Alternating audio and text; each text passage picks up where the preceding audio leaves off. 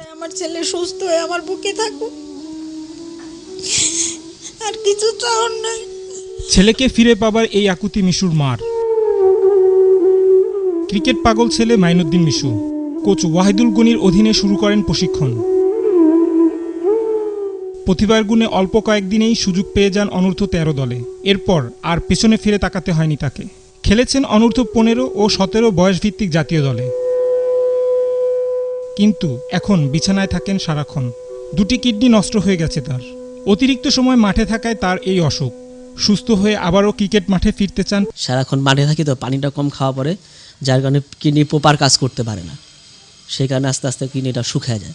কারণ আমার ইচ্ছা হলো যে আমি যেভাবেই হোক, হয়তো প্লেয়ার হিসাবে হোক, কোচ হিসাবে হোক, আম্পায়ার হিসাবে হোক, আমি ক্রিকেটের সাথে যুক্ত থাকতে চাই। মিশুর কোচ ওয়াহিদুল গনি জানেন শীর্ষে ক্রিকেট কেরিয়ার শেষ, কিন্তু চান মিশুকে বাঁচাতে। চিকিৎসার জন্য প্রয়োজনীয় 14 লাখ টাকা জোগাড়ের চেষ্টা করছেন তিনি। ওয়াহিদুল গনির পাশাপাশি সাবেক অধিনায়ক মোহাম্মদ আশরাফুলও অর্থ সংগ্রহের চেষ্টা করছেন মিশুর জন্য।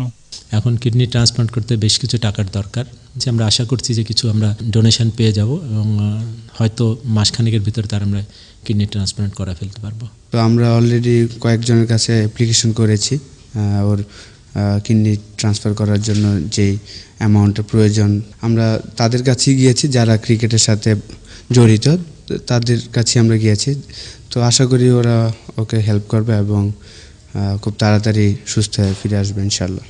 বিষয়টি বাংলাদেশ ক্রিকেট বোর্ডকে জানানো হলেও তারা এ বিষয়ে এখনও কোনো সাহায্যের হাত বাড়িয়ে দেয়নি। রায়হান রাসেল, 21 টেলিভিশন, ঢাকা।